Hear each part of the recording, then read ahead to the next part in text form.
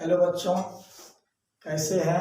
उम्मीद है बहुत अच्छे होंगे। तो ये क्रैश कोर्स का जो भी क्लास है, हम सोच रहे यूट्यूब पर जो है प्रत्येक क्लास को जो है प्रत्येक चैप्टर बाद हम डाल दें। ठीक है, तो इसलिए जो है ये वास्तविक संख्या में क्लास 10th का है। तो हम सोच रहे हैं कि इसका जितना इंपॉर्टेंट क्वेश्चन है वो आपको बना के वीडियो प्रोवाइड कर दें। इससे क्या होगा, आपके पास वीडियो रहने की वजह से आपको कोई भी अगर बीच में कोई दिक्कत होता है तो आप उसको बारी बारी से देखते रहेंगे। ठीक है, इस चैप्टर का जो है हम स्टार्ट करते हैं क्वेश्चन। अब इसमें थ्योरी कुछ नहीं बताएंगे, जितना भी हम क्वेश्चन बताते चलेंगे उसमें जो थ्योरी लगेगा उस थ्योरी का हम जो है वहाँ पे आपको बता देंगे। ठीक है, चलिए करते हैं। पहला क्वेश्चन देखिए, इसका चैप्टर 1 जो है, इसका पहला क्वेश्चन जो क्रैश कोर्स का इंपॉर्टेंट क्वेश्चन में है। पहला क्वेश्चन है यूक्लिड विभाजन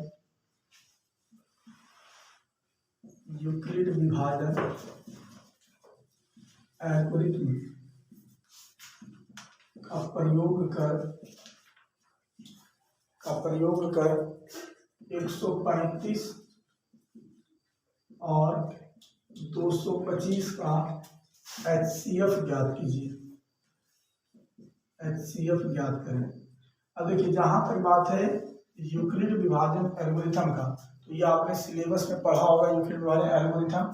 तो ये जो है यूक्लिड विभाजन एल्गोरिथम क्या है, बस ये आप सवाल के थ्योरम से जो है समझने का कोशिश करेंगे, क्योंकि ये जो है अगर हम थ्योरम नहीं पढ़ा है जिससे कि आपको समझाएंगे, ये हम सिलेबस में पढ़ा चुके हैं।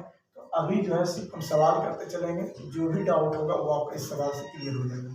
तो देखिए, ये जो दो संख्या दिया हुआ है, ये 2 नंबर का शॉर्ट क्वेश्चन में पूछता है, लघु क्लियर पूछता है। अब देखिए, ये जो 2 नंबर है इसका निकालना है तो HCF। तो इस HCF को निकालने के लिए क्या करेंगे, जो बड़ा वाला संख्या है उसको मान लेंगे A। इसमें माना कि A बराबर 225 तथा B बराबर 135। A बराबर मान लेंगे 225, जो बड़ा रहेगा उसको A मान लेंगे, जो छोटा रहेगा उसको B मान लेंगे। ठीक है, अब देखिए यहाँ पे यूक्लिड विभाजन एल्गोरिथम बोलिए या यूक्लिड विभाजन प्रमेय का बोलिए, वो दोनों से भी एक तरह से यूक्लिड विभाजन प्रमेयिका से हम लिखेंगे। यूक्लिड विभाजन प्रमेयिका से, यूक्लिड विभाजन प्रमेयिका का होता है फॉर्मूला कि A बराबर BQ प्लस R, जहाँ पे R का जो वैल्यू है ये 0 से बड़ा होता है और बराबर होता है, जबकि B से ये छोटा होता है। ठीक है, तो यहाँ पे देखिएगा A का जो वैल्यू है वो कितना है 225 और B का जो वैल्यू है वो है 135। अब हमको चाहिए Q और चाहिए R। इसलिए क्या करना है, 135 से 225 में भाग देना है आपको साइड में। 135 से भाग देंगे 225 में, तो एक बार में भाग लगेगा, ये हो गया 135। 5 में से 5 घटा 0, ये हो गया आपका 12 में से 3 गया तो बचा यहाँ पे 9। ठीक ना, तो ये हो गया 190, सॉरी 90 होगा, यहाँ पे शेष बचा 90। तो ये R का वैल्यू जो है वो हो गया 90 और Q का जो वैल्यू है वो हो गया 1। अब चूंकि ये R का जो वैल्यू है वो 0 के बराबर नहीं है, तो अब ये प्रोसेस जो है जब तक 0 के बराबर नहीं होगा तब तक ये चलता रहेगा। अब देखिए, ये जो 135 है दूसरे चरण में ये बन जाएगा A का वैल्यू, और ये जो 90 है ये इस बार बन जाएगा B।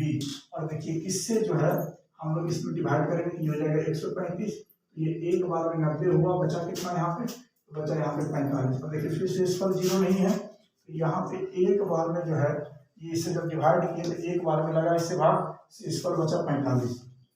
लिखेंगे चूंकि R नॉट इक्वल टू 0, तो R नहीं है 0 के बराबर, तो ये 90 फिर इधर आएगा, और ये 45, तो 45 दूनी होता है 90, तो ये 0।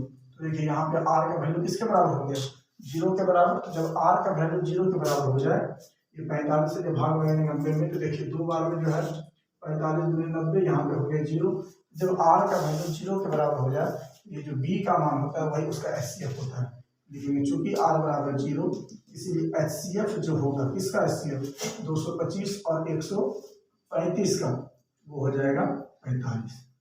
ठीक है, ये जो क्वेश्चन है ये ऑब्जेक्टिव में भी पूछता है आपके एग्जाम में, और 2 नंबर का शॉर्ट क्वेश्चन में पूछता है। ये क्वेश्चन है, इस तरह का हम कुछ क्वेश्चन यहाँ पे लिख देते हैं, आप कोशिश कीजिएगा इसी आधार पर वो सबको बना लेने का।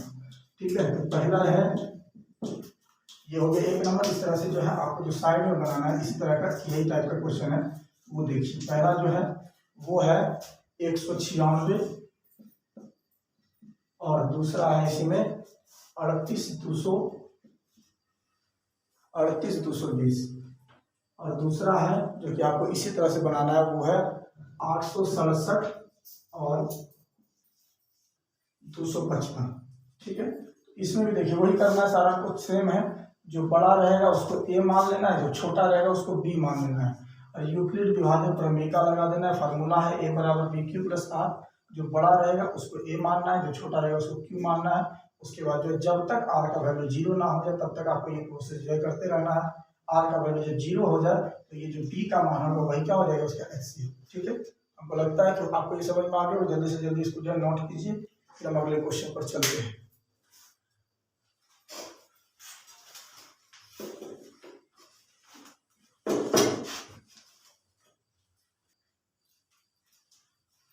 चलिए देखिए, ये दूसरा सवाल है कि दर्शाएं कि कोई भी धनात्मक विषम पूर्णांक 6q + 1, 6q + 3 या 6q + 5 के रूप का होता है, जहाँ q जो है वो कोई पूर्णांक है। ठीक है ना, कोई भी ये पूर्णांक है, q जो है ये पूर्णांक है। पूर्णांक के बारे में आपको जानकारी होना चाहिए कि पूर्णांक क्या होता है।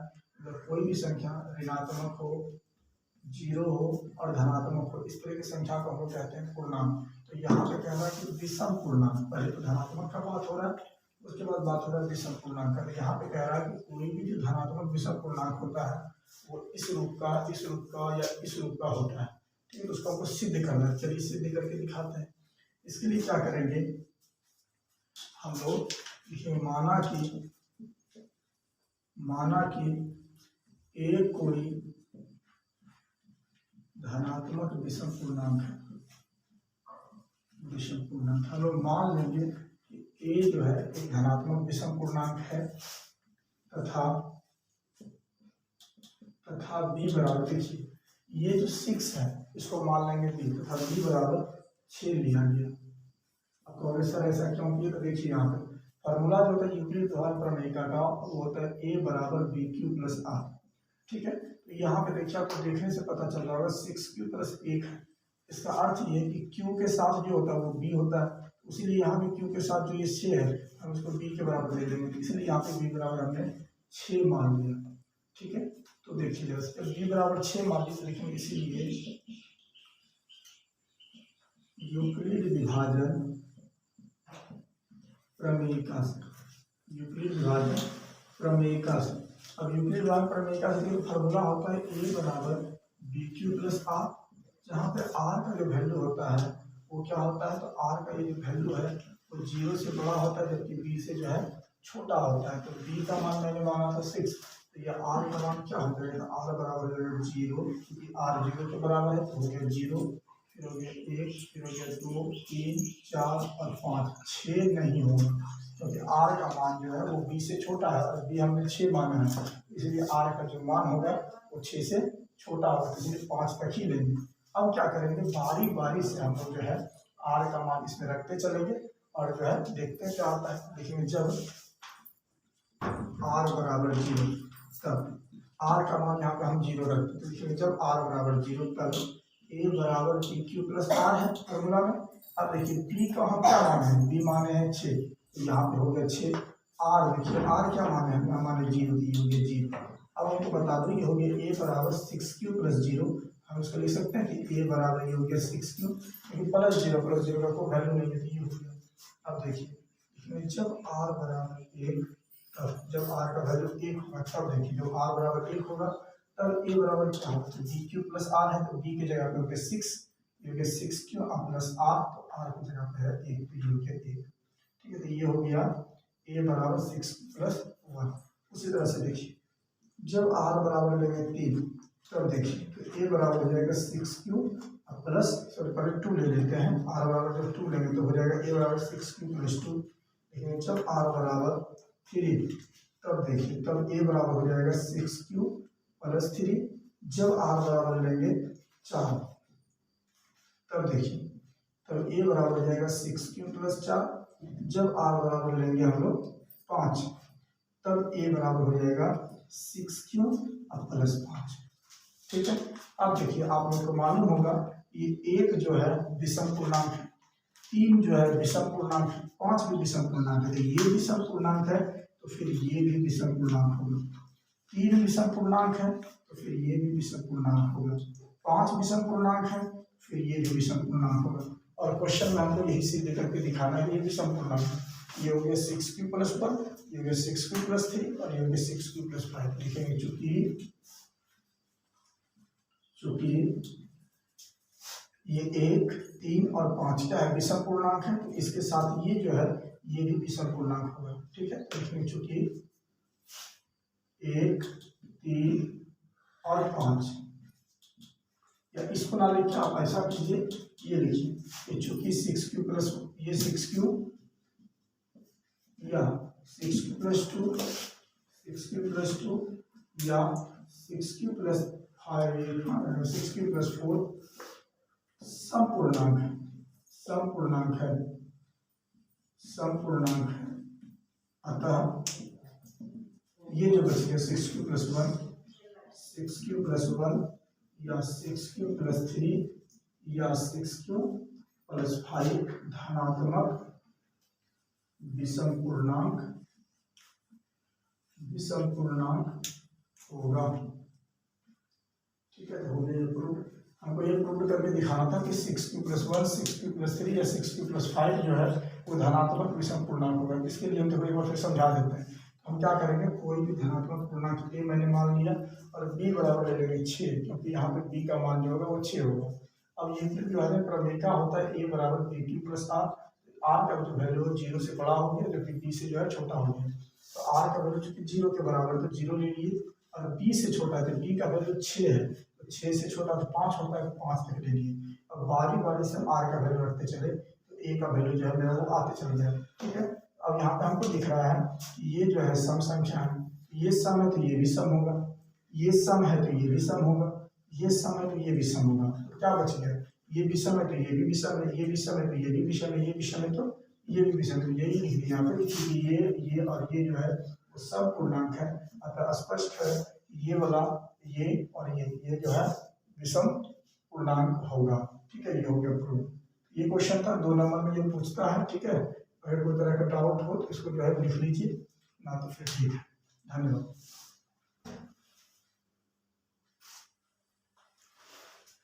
देखिए अगला जो क्वेश्चन है वो है संख्याओं 336 और 54 का अभाज्य गुणनखंडन विधि से HCF और LCM निकालें। ये भी लगभग का बहुत इंपॉर्टेंट क्वेश्चन है। ठीक ना, इसमें क्या करना है आपको, अभाज्य गुणनखंड पहले करना है, किसका, 336 का और 54 का अभाज्य गुणनखंड करके और फिर आपको HCF और LCM निकालना है। तो देखो यहाँ पर संख्या जो दिया हुआ वो है 336, तो इसका करते हैं हम लोग अभाज्य गुणनखंड।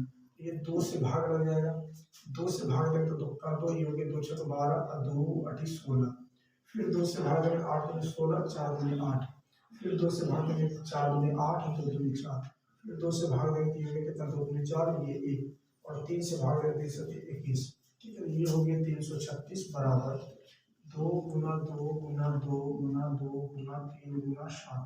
ठीक है, उस तरह से 54 का करते हैं अभाज्य गुणनखंड। अभाज्य गुणनखंड देखिए पहले 2 से भाग लगा तो 2 से लगाइए, ये होगा 27 दूनी 54, उसका 3 से लगाया भाग तो 3 से लगाने का रिटर्न हो गया 27, फिर 3 से लगाया तो 3 नहीं हुआ, तो ये हो गया 54 बराबर 2 गुना 3 गुना 3 गुना 3। अब देखिए अब यहाँ पे अभाज्य गुणनखंड करने के बाद यहाँ कह रहा है आपको HCF निकालिए और LCM निकालिए। अब देखिए यहाँ पे आपको समझना है LCM जैसे निकालने की, LCM कैसे निकालते हैं हम लोग, LCM निकालने के लिए क्या करते हैं, जो सेम मिलता है, जैसे दोनों में 2 मिला, दोनों में 3 मिल गया और कुछ नहीं मिल रहा है, तो दोनों में जो सेम मिलता है उसको तो हम लोग लिखते ही है।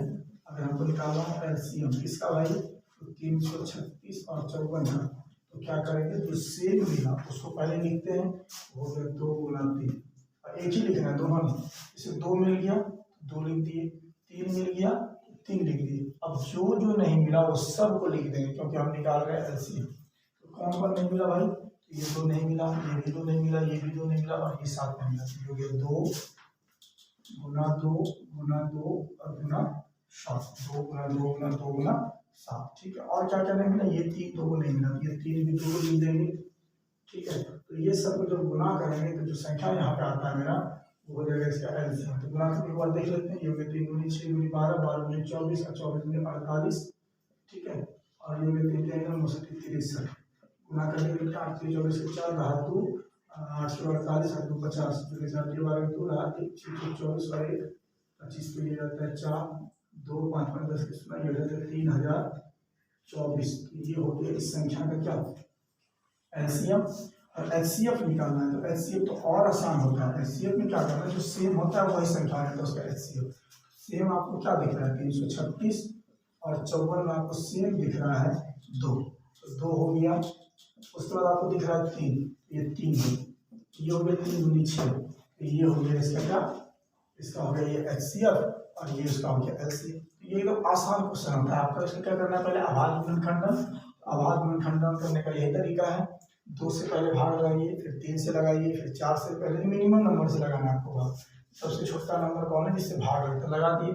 और उसके बाद क्या करना है, दोनों में जो सेम मिल गया, तो दोनों में जो सेम मिलेगा वो हो जाएगा उसका एचसीएफ। दोनों में सेम मिला आपको 2 और 3, 2 और 3 हो गया इसका एचसीएफ। और दोनों में जो सेम मिला उसको तो लिखेंगे लिखेंगे, और जो जो नंबर नहीं मिला उस सब को लिख देंगे, और गुणा करने के बाद जो आएगा वो हो जाएगा उस संख्या का एलसीएम। उम्मीद है कि ये वाला क्वेश्चन भी आपका क्लियर हो गया होगा। ठीक है, इसको भी आप जो है नोट कर लीजिए। ठीक है, इसको नोट कर लीजिए क्योंकि बहुत इंपॉर्टेंट लघु क्वेश्चन है ये, और लगभग हर साल ये क्वेश्चन पूछता है। ठीक है, तो इसको नोट कर लीजिए। देखिए 4 नंबर क्वेश्चन जो है अगला, इसको जैसे समझने की कोशिश कीजिएगा।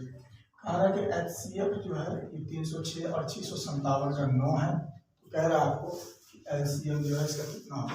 देखिए एकदम आसान क्वेश्चन होता है, आपको बस समझना है। ये 2 संख्या है, दोनों संख्या का एचसीएफ दिया हुआ है 9, हमसे पूछा जा रहा है इसी दोनों संख्या का एलसीएम कितना होगा। ठीक, तो यहाँ पे देखिए लिखेंगे, दिया है कि एचसीएफ अगर देखें ऐसे, पहली संख्या अगर देखें तो पहली संख्या को दिख रहा है 306 है, दोनों में 306 ही है, यहाँ भी 306 यहाँ भी 306। और दूसरी संख्या अगर हम लोग देखें तो दूसरी संख्या जो है वो 657 है, यहाँ भी 657 यहाँ भी 657। तो पहली संख्या में 306, दूसरी संख्या में 657। और अगर देखें तो इसी दोनों संख्या का एचसीएफ जो है, मतलब 306 और 657 का एचसीएफ जो है वो नोमिनल दिया हुआ है। मेरे से पूछा जा रहा है कि इसका एलसीएम जो है वो कितना होगा, एलसीएम का भाग। अब देखिए फार्मूला होता है कि एलसीएम गुना एचसीएफ बराबर दोनों संख्या का गुणनफल। ठीक है, उसी फार्मूला को लगाएंगे और देखिए फार्मूला होता है, लेकिन सूत्र से ये फार्मूला होता है कि एलसीएम गुना एचसीएफ बराबर दोनों संख्याओं का गुणनफल, दोनों संख्याओं का गुणनफल, दोनों संख्याओं का गुणनफल। देखिए एचसीएफ हमको जो है एचसीएफ दिया हुआ, एलसीएम निकालना है, एलसीएम की जगह पे एलसीएम लिखिए। ठीक है, और एचसीएफ की जगह पे हम लोग लिखेंगे 9, क्योंकि एचसीएफ 9 है, एचसीएफ की जगह पे लिखिए 9। दोनों संख्या का गुणनफल, तो दोनों संख्या क्या है, पहली संख्या 306 और दूसरी संख्या है 657, दोनों संख्या का गुणनफल। अब देखिए यहाँ पर आपको क्लियर दिख रहा होगा, ये गुना में है तो बराबर को उस साइड हम ले जाएंगे, हो जाएगा भाग। ठीक है, तो ये हो गया एलसीएम बराबर 306 और गुना 657 और बटे 9। अब इसको कटाइए, कटाने के बाद जो सॉल्व करने के बाद जो आंसर आएगा वही हो जाएगा इसका।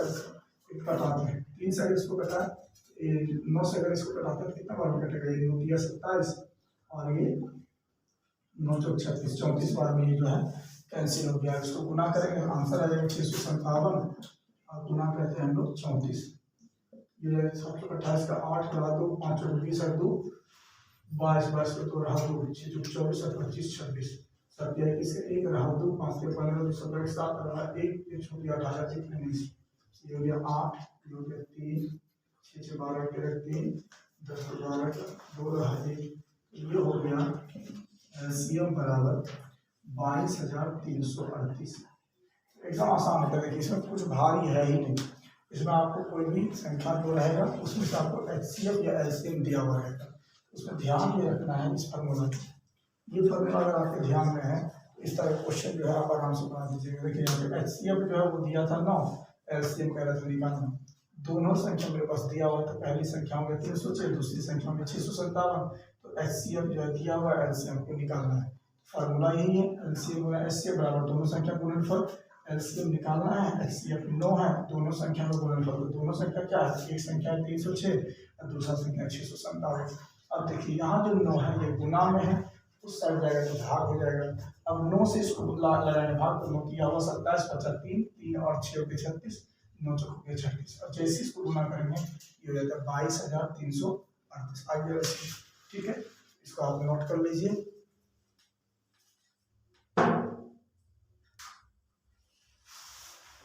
चलिए देखिए अगला क्वेश्चन, इसमें है कि व्याख्या करें कि 7 गुना 11 गुना 13 प्लस 13 और 7 गुना 6 गुना 5 गुना 4 गुना 3 गुना 2 गुना 1 प्लस 5 भाज्य संख्या क्यों है।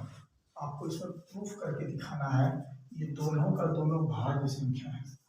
इस क्वेश्चन का अर्थ वही, वो व्याख्या करें मतलब वो इस दोनों जो दिया हुआ नंबर, इस दोनों नंबर्स को आपको प्रूफ करना है ये भाज्य संख्या आखिर क्यों है, मतलब ये भाज्य संख्या है लेकिन क्यों है ये आपको प्रूफ करके दिखाना है। देखिए इसके लिए हम क्या करेंगे, ये जो संख्या है इसको मान लेंगे ए। देखिए माना कि ए बराबर 7 गुना 11 गुना 13 और प्लस 13, ठीक है, तथा बी बराबर ये जो दूसरा संख्या उसको बी मान लेंगे, 7 गुना 6 गुना 5 गुना 4 गुना 3 गुना 2 गुना 1 और प्लस 5, ठीक है। तो इसको मानने के बाद अब देखिए यहाँ पे आप क्लियर दिख रहा होगा कि सब तो गुना में है लेकिन एक प्लस में है। यहाँ पे दिखा रहा है सब तो यहाँ पे गुना में है लेकिन एक उधर जो साइड वाला है वो प्लस में है। तो अब देखिए इसको कैसे हम सॉल्व करेंगे जो कि ये भाज्य संख्या मेरा सिद्ध हो जाएगा। तो देखिए इसके लिए लिखेंगे, अब ए बराबर पहले करते हैं, उसके बाद बी बराबर करेंगे। पहले ए को प्रूव करके दिखा देते हैं, उसके बाद बी को प्रूव करेंगे।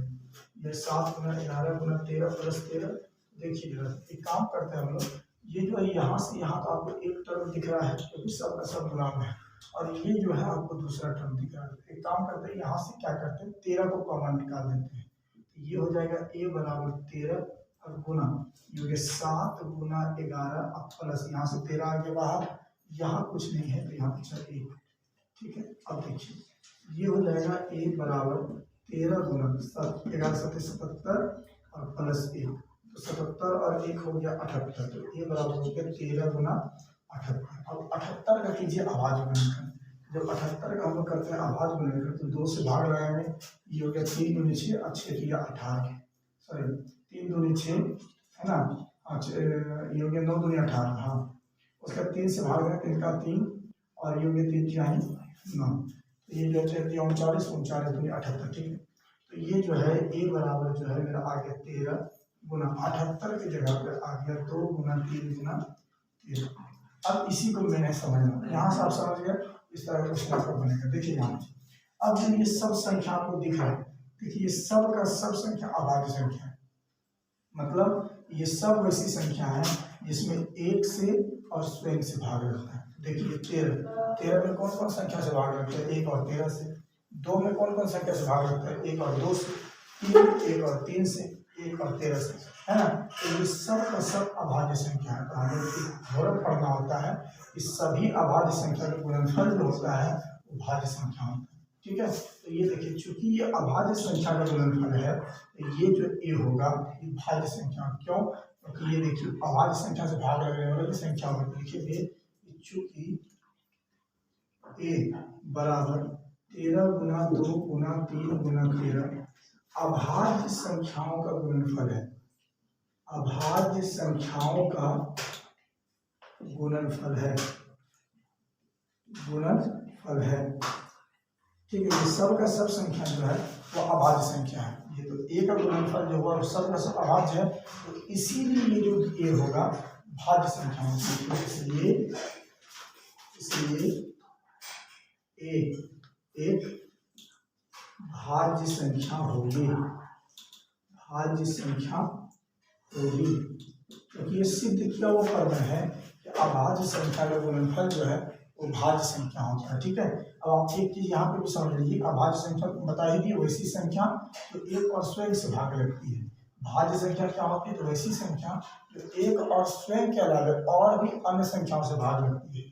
तो यहाँ पे ए जो है तो देखिए अन्य संख्या से भाग लगेगा, जैसे ये 13 से भी भाग लग जाएगा, 2 से भी ये भाग लग जाएगा, 3 से भी ये भाग लग जाएगा, 13 से भी ये भाग लग जाएगा, तो ये एक भाज्य संख्या होगी, क्योंकि ये जो है अपने और एक के अलावे और भी अन्य संख्याओं से भाग लेगा।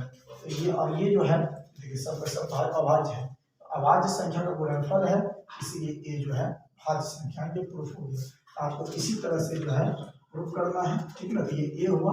इसी तरह से देखिए साइड में बी को प्रूफ करके दिखाते हैं। तो बी बराबर मेरा है 7 गुना 6 गुना 5 गुना 4 गुना 3 गुना 2 गुना 1 और प्लस 5। तो देखिए गौर से देखिएगा, तो यहाँ से यहाँ तक आपको दिखा हुआ टर्म एक, मतलब सब का सब गुना में, ठीक है। लेकिन ये दिख रहा होगा फिर आपको अलग, क्योंकि बीच में है प्लस, ठीक है। तो एक काम करते हैं, यहाँ से हम 5 को कॉमन निकालते हैं, क्योंकि यहाँ भी 5 है यहाँ भी 5 है, तो यहाँ से हम निकाल देते हैं 5 को बाहर। ये जैसे ही 5 बाहर निकालेंगे तो हो जाएगा 7 गुना 6 गुना 5 आगे बाहर बचा 4 गुना 3 गुना 2 गुना 1 और प्लस 5 चूंकि आया है बाहर तो रह गया यहाँ पे 1, ठीक है। अब देखिए ये b बराबर हो गया 5 इंटू इस सब को गुना कीजिए, तो ये होता है 7 गुना 6 आपको 42, 4 दिया 12, 12 गुना 24, 24 गुना 1 होता है 24, 24 से जैसे ही गुना करेंगे 4 गुना 8 और ये सब गुना करने के बाद ये रहता है 1008, ठीक है। तो ये हो गया 1008 और प्लस 1, ये हो जाएगा आपका b बराबर 5 गुना 1009, 1008 में 1 जुटा हो गया 1009। अब देखिए ये दोनों का दोनों संख्या अभाज्य, क्यों? क्योंकि 5 में 1 और स्वयं से ही भाग लगते हैं, मतलब 1 और 5 के अलावा कोई अन्य संख्या से भाग इसमें नहीं रहेगा। ये भी जो संख्या 1009 आप इसमें कोई और संख्या से भाग लेंगे तो नहीं लगेगी, ये 1 और 1009 से ही भाग लगता है और कोई भी संख्या से ये भाग नहीं लगता है। ये दोनों का दोनों संख्या जो है वो हो गया अभाज्य। तो हम लोग जानते हैं अभाज्य संख्या का गुणनफल जो होता है भाज्य संख्या होता है। तो यहाँ पे लिखेंगे चूंकि b बराबर 5 गुना 1009 अभाज्य संख्याओं का गुणनफल है, अभाज्य संख्याओं का गुणनफल है, गुणनफल है। देखिए अतः b बराबर ये जो संख्या देखिए अतः b एक भाज्य संख्या होगी, एक भाज्य संख्या होगी। तो बस आपको यही याद रखना है यहाँ पे अभाज्य संख्या का जो गुणनफल होता है वो भाज्य संख्या होता है। क्लियर दिख रहा है कि ये अभाज्य संख्या का गुणनफल है, तो b जो होगा भाज्य संख्या होगा। यहाँ भी क्लियर दिख रहा है ये अभाज्य संख्या का गुणनफल है, सब का सब देखिए अभाज्य संख्या है, तो अभाज्य संख्या का गुणनफल है, इसलिए ये क्या होगा भाज्य संख्या होगा, ठीक है। उम्मीद है हो गया होगा आपका अच्छे से डाउट क्लियर। इस क्वेश्चन को भी उतार लीजिए, कभी कभी लघु त्रि में पूछता है और पूछा हुआ क्वेश्चन भी है, इसको आप जो है नोट कर लीजिए, ठीक है।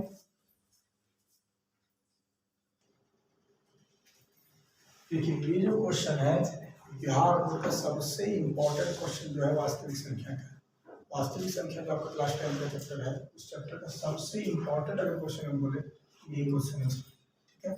और इसमें क्या होता है हर एक बच्चा इसको प्रूव करके आता है, लेकिन इसमें बात है जो मायने रखता है कि अगर आप गलत स्टेप से चलेंगे तो इसमें नंबर आपका कटेगा, ठीक है। तो इसमें सबसे ज़्यादा मायने रखता है कि आपको चलना है सही तरीके से।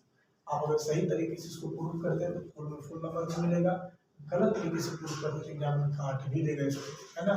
इसको जो है आपको सही तरीके से प्रूव करना, उसका जो तरीका है वो हम आपको यहाँ पर बता रहे हैं। अब देखिए यहाँ जो क्वेश्चन है कह रहा उसमें कि सिद्ध कीजिए √2 एक अपरिमेय संख्या, मतलब हमको सिद्ध करके दिखाना है ये √2 है एक अपरिमेय संख्या। इसके लिए क्या करेंगे, ये √2 को उल्टा मान लेंगे, यहाँ पे आपको सिद्ध करने कह रहा है परिमेय, अब मान लेंगे इसको क्या, इसको अपरिमेय कह रहा है मान लेंगे इसको परिमेय, एकदम उल्टा कह रहा है अपरिमेय सिद्ध करना है, अब मान लेंगे परिमेय। अब परिमेय संख्या का जितना कंडीशन है सब इसमें लगा देंगे, अगर वो कंडीशन सेटिस्फाई हो गया, मतलब अगर कंडीशन इसमें सब सही से लग गया तो ये तो परिमेय संख्या हो जाएगा। अगर कंडीशन जहाँ कहीं भी विरोधाभास हुआ तो ये जो है अपरिमेय संख्या प्रूफ हो जाएगा, ठीक है। देखिए हम इसको बनाते हैं, पहले स्टेप क्लास अच्छे से समझना है, क्योंकि ये क्वेश्चन जो है अगर आप इसको लिखने में गलती करते हैं तो ऑब्वियसली मान के चलिए कि नंबर आपका कटेगा इसमें, ठीक है। तो जैसे हम बना रहे हैं उस तरह से हम स्टेप बाय पहले समझते चलिए, आपको कहीं दिक्कत नहीं होगी। हम क्या करेंगे, यहाँ पे हमको सिद्ध करने का है अपरिमेय, मान लेंगे इसको परिमेय, लिखेंगे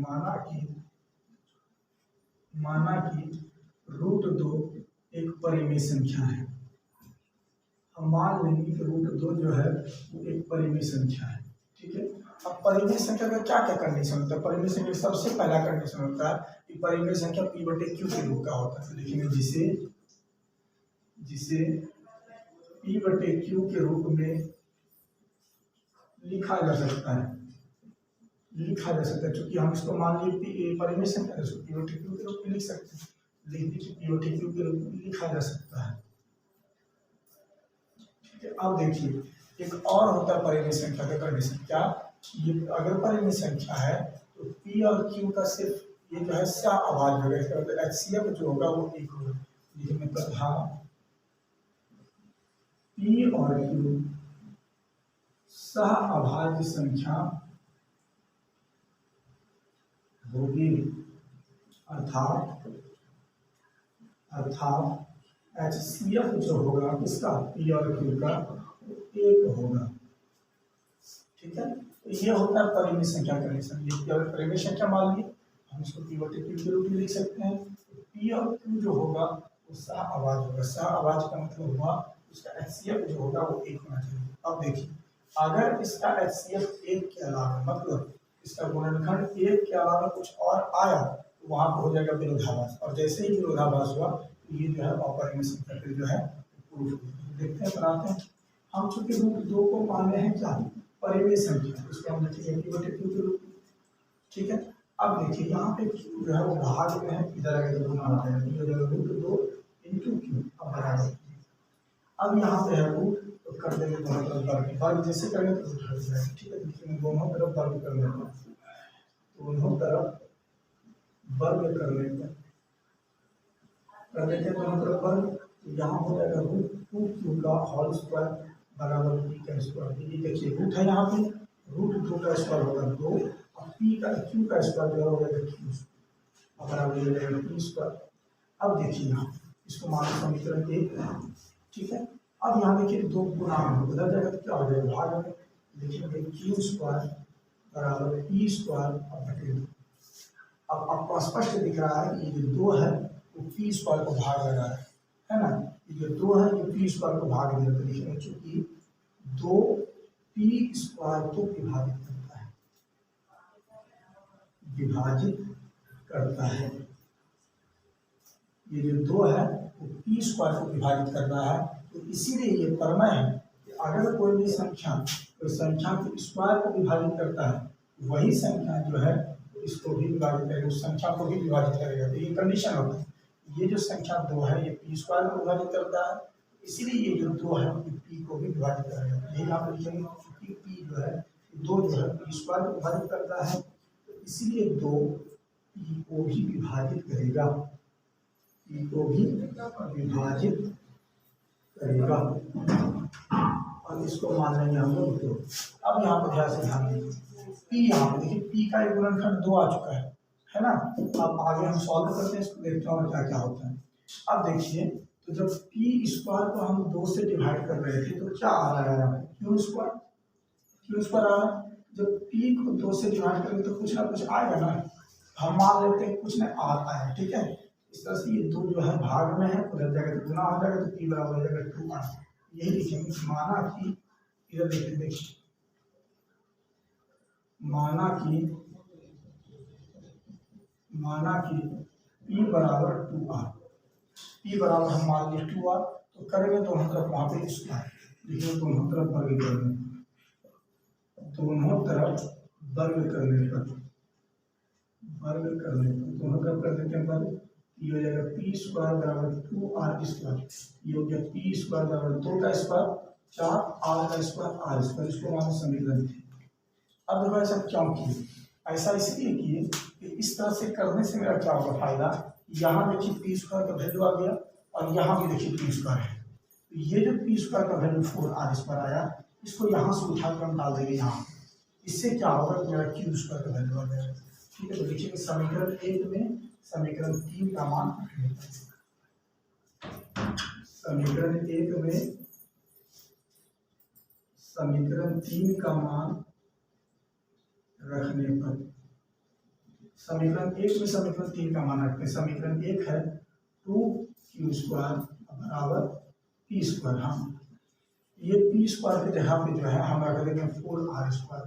यहाँ पर हो जाएगा 4r²। ठीक है, अब देखिए 2 से ये कटा, 2 बार, ठीक, ये हो गया q² बराबर 2r²।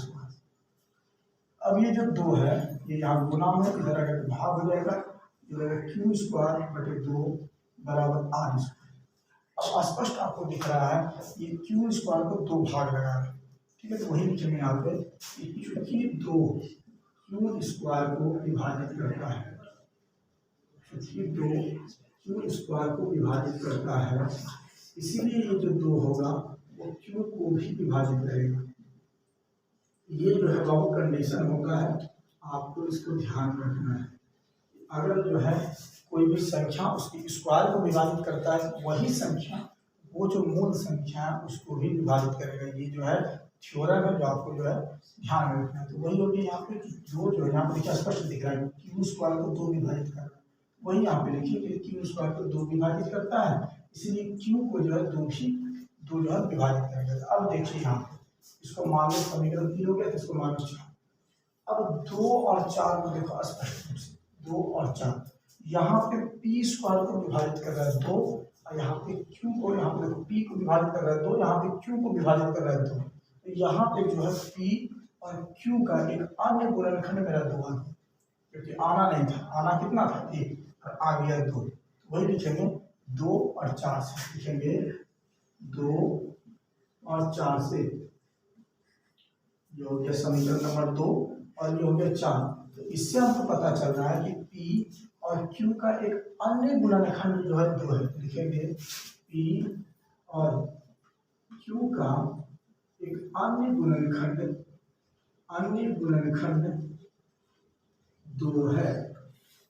ठीक है, एक अन्य गुणनखंड क्या आ गया 2, और हम क्या कहे थे कि परिमेय है तो आना था 1, आ गया 2, तो हो गया यहाँ पे विरोधाभास। लिखेंगे क्योंकि p और q का एक अन्य गुणनखंड 2 है, लेकिन चूंकि ऐसे ही अतः यहाँ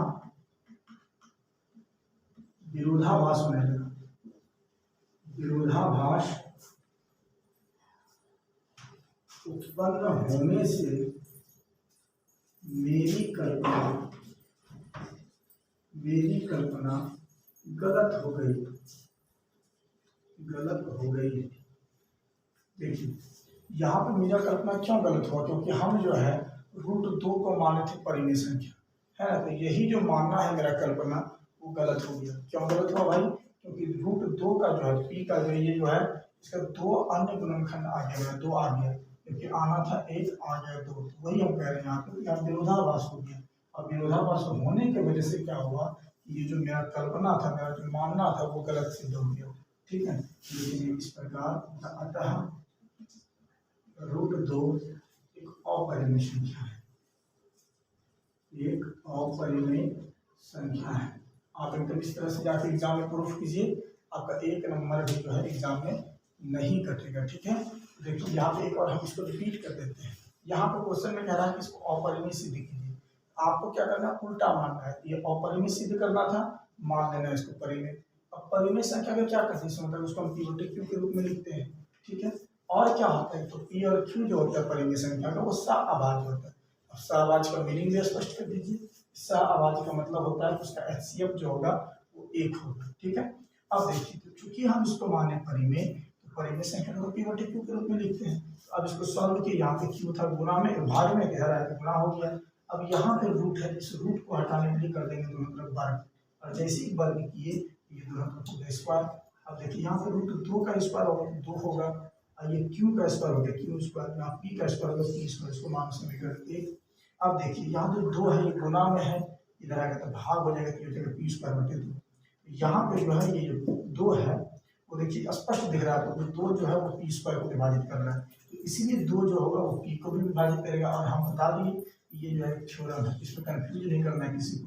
अब देखिए आगे, जब 2 जो है p² को विभाजित कर रहा था, आपको देखिए स्पष्ट दिख रहा है बराबर क्यों है, मतलब कोई भी संख्या से 4 के स्क्वायर को 2 विभाजित कर रहे थे। 4 का स्क्वायर कितना है 16, अब बटे 2, तो कटने के बाद कुछ आता है ना, तो वही कटने के बाद जो है यहाँ पे आया हुआ है।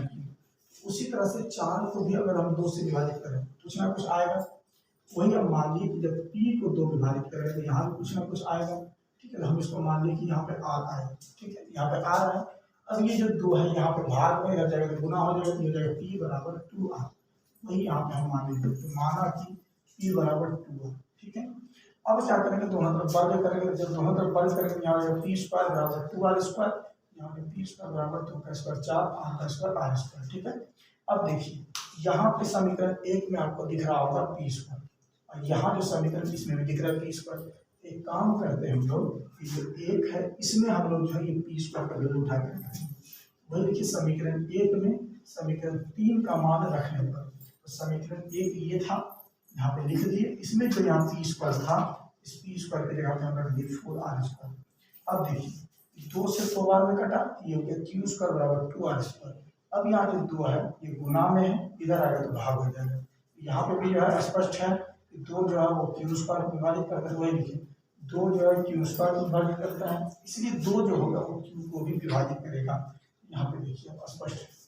तो यहाँ जो है P और यहाँ पे है Q, समीकरण 2 और समीकरण 3 में देखिए P और Q का एक अन्य गुणनखंड मेरा आ गया, जबकि आना था 1 आ गया 2। वही देखिए कि 2 और 4 से P और Q का एक अन्य गुणनखंड 2 है, अतः यहाँ विरोधाभास हो गया। तो यहाँ पर हमको लाना था 1 आ गया 2, यहाँ पर हो गया विरोधाभास, इसलिए देखिए इसलिए मेरी कल्पना जो थी वो गलत हो गई। इसलिए ये जो रूट 2 है ये अपरिमेय संख्या जो है सिद्ध हो गया, ठीक है। आप लोग जो है इसको अच्छा से उतार लें और इस तरह से एग्जाम में लगाइए, आपका 1 भी नंबर जो है एग्जामिनर नहीं काटेगा, ठीक है। इसको उतार लीजिए आप लोग।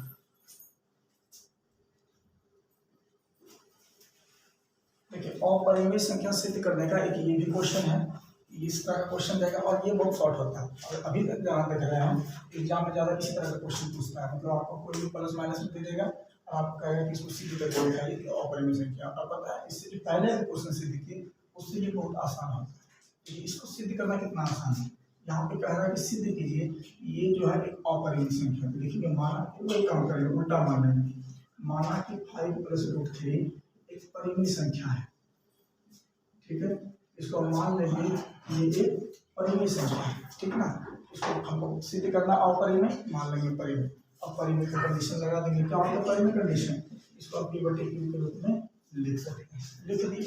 अब देखिए ये जो 5 है प्लस में है, उधर जाएगा तो माइनस है, √3 बराबर P/Q और -5। अब देखिए 5 के नीचे कुछ नहीं 1 लिख सकते हैं, लिख दिया। और यहाँ पे क्या करेंगे, दोनों का ले लेंगे एलसीएम, ये जाएगा √3 बराबर Q और 1 का एलसीएम होता है Q, ये हो गया P और ये हो गया -5। अब देखिए यहाँ पे हो गया, ये बन गया सवाल। अब देखिए यहाँ ये जो है बटे के रूप में है, ये है अंश, ये है हर, तो अंश बटे हर के रूप में है, अर्थात ये परिमेय संख्या है। कि हम लोग जानते हैं कि परिमेय संख्या जो होता है वो बटे के रूप में होता है, ये बटे के रूप में है, ये परिमेय संख्या है। तो लिखेंगे चूंकि P-5 बटे Q एक परिमेय संख्या है। कैसे परिमेय संख्या, तो हमने बता दिया आपको, ये जो है बटे के रूप में है इसलिए ये परिमेय संख्या है, ये परिमेय संख्या। तो इसलिए चूंकि ये दोनों का दोनों क्या है, बराबर है, ये दोनों का दोनों बराबर है, तो ये परिमेय है, ये परिमेय हो जाएगा। इसलिए √3 भी एक परिमेय संख्या है, एक परिमेय संख्या है। लेकिन आप अपना बुक खोलिएगा, उसमें एक परिमेय दिया होगा 1.4, उसमें स्पष्ट लिखा हुआ है कि √2 जो है वो एक अपरिमेय संख्या, √2 मतलब √3 √5 √7 सब ये एक अपरिमेय संख्या है। ये आपके परिमेय में लिखा हुआ है, परिमेय 1.4 लिखेंगे, लेकिन परिमेय 1.4 से परिमेय 1.4 में लिखा हुआ है इस तरह का जो संख्या होता है वो अपरिमेय होता है। देखिए परिमेय 1.4 से √3 एक अपरिमेय संख्या है, √3 एक अपरिमेय संख्या है, ठीक है, ये हो गया अपरिमेय। अब देखिए यहाँ अभी हम तुरंत बोले कि √3 एक परिमेय संख्या है, और फिर तुरंत हम बात अपना बदल के बोल रहे हैं कि √3 एक अपरिमेय संख्या है। तो मेरा ही कहने का बात में जो है विरोध हो गया। हम अभी कह रहे हैं कि परिमेय है और फिर कह रहे हैं अपरिमेय है, तो मेरा ही बात यहाँ पे विरोध कर गया। तो लिखेंगे चूंकि यहाँ विरोधाभास उत्पन्न होने लगा, विरोधाभास करने का अर्थ हुआ कि बात में विरोध होने लगा। यहाँ पे बात था अपरिमेय था, ये परिमेय है, यहाँ पे अपरिमेय हो गया, तो दोनों में विरोध हो गया। तो लेकिन यहाँ विरोधाभास उत्पन्न होता है उत्पन्न होता है या हो रहा है। अतः ये जो संख्या है, देखिए अतः ये जो संख्या है कौन सा, ये 5 + √3 एक अपरिमेय संख्या है, एक अपरिमेय संख्या है। और ये हो गया रूट। ऐसे ही आपको प्रूव करने का सबसे शॉर्ट क्वेश्चन होता है यार, अभी एग्जाम में तो नंबर में ये क्वेश्चन पूछते हैं, इस तरह सिद्ध कीजिए कि ये एक अपरिमेय है। हम क्या करेंगे, उल्टा मानेंगे, परिमेय इसको मानेंगे। अब परिमेय जैसे माने इसको p/q के रूप में हम लिख सकते हैं। अब देखिए p/q के रूप में लिखिए, प्लस में है उधर जाएगा तो माइनस में, ये हो गया p/q -5। अब 5 के नीचे कुछ है तो 1 लिख दिए। अब देखिए q और 1 का एलसीएम, और q से q को डिवाइड करेंगे, 1 गुना p, 1 से इसको डिवाइड करेंगे होगा q गुना 5 करेंगे, ये होगा 5q। ठीक है, तो ये जो है आप देखिए ये अंश बटे हर के रूप में है, ये अंश बटे हर के रूप में है, तो ये परिमेय संख्या है। ये परिमेय संख्या को लिखिए कि ये जो है अंश बटे हर के रूप में है, ये एक परिमेय संख्या है। चूंकि दोनों का दोनों बराबर है, तो ये भी परिमेय संख्या होगा। ठीक है, ये परिमेय है, ये भी क्या होगा, फिर परिमेय होगा। इसलिए √3 भी एक परिमेय संख्या होगा। लेकिन आपके बुक में एक परिमेय है, परिमेय 1.4, उसमें स्पष्ट रूप से लिखा हुआ है इस तरह का जो संख्या है वो अपरिमेय होता है। हम लिख दिए कि चूंकि परिमेय 1.4 से ये संख्या एक अपरिमेय है। अब देखिए मेरा ही बात यहाँ पे गलत हो गया, मतलब अभी तुरंत हम बोले कि √3 एक परिमेय संख्या है, फिर तुरंत हम बोल रहे हैं कि √3 एक अपरिमेय संख्या है। यहाँ पे हो गया विरोधाभास। ठीक है, तो वही लिखे कि चूंकि यहाँ विरोधाभास उत्पन्न हो रहा है, अतः ये जो संख्या है ये अपरिमेय संख्या सिद्ध हो गया। ठीक है, तो देखिए इस चैप्टर का जो है एक तरह से अगर देखा जाए इतना ही इंपॉर्टेंट क्वेश्चन मात्र देखिए 7 क्वेश्चन इस चैप्टर को निपटा दिए। और जो चैप्टर में बचता है क्वेश्चन, जैसे आता है शांत वाला, बताइए क्वेश्चन की बिना जो है भाग दिए आप जो है बताइए वो शांत है कि नहीं है ना, अशांत अनावर्ती है कि नहीं है। तो उसका अगर क्वेश्चन है ज़्यादा ऑब्जेक्टिव में पूछता है जो हम क्लास में करवा रहे हैं। ठीक है, ये सब्जेक्टिव जो है अगर डाउट क्लियर हो, इसीलिए हमने सब्जेक्टिव आपका जितना इम्पोर्टेंट है इस चैप्टर का वो मैंने कर दिया। ठीक है, ऑब्जेक्टिव के लिए जो है आप मेरे कोचिंग पे संपर्क कीजिए, वहाँ पे आइए, वहाँ पे आपको ऑब्जेक्टिव कराया जाता है। ठीक है, और ये जो सब्जेक्टिव है, ठीक है, मेरा देखिए मोबाइल नंबर ये है,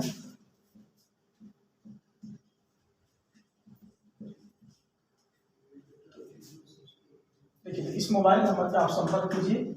ठीक है, तो आपको जो है व्हाट्सएप पे जो है हम आपको ऑब्जेक्टिव का पूरा PDF भेज देंगे। ठीक है, तो आप जो है इस पर संपर्क कर सकते हैं, इस पर जो है हम आपको जो है PDF पूरा भेजेंगे व्हाट्सएप पे ऑब्जेक्टिव का। और बाकी बात जो बच्चे आते हैं पढ़ने के लिए तो ठीक है आते रहिए। और ये जो है आपका इस चैप्टर का जो पूरा थ्योरम आपका खत्म हो गया, मतलब इसका जो इम्पोर्टेंट क्वेश्चन वो खत्म हो गया। अगले क्लास में जो है चैप्टर 2 का टोटल इम्पोर्टेंट क्वेश्चन करेंगे। ठीक है, धन्यवाद। इसको जो है आप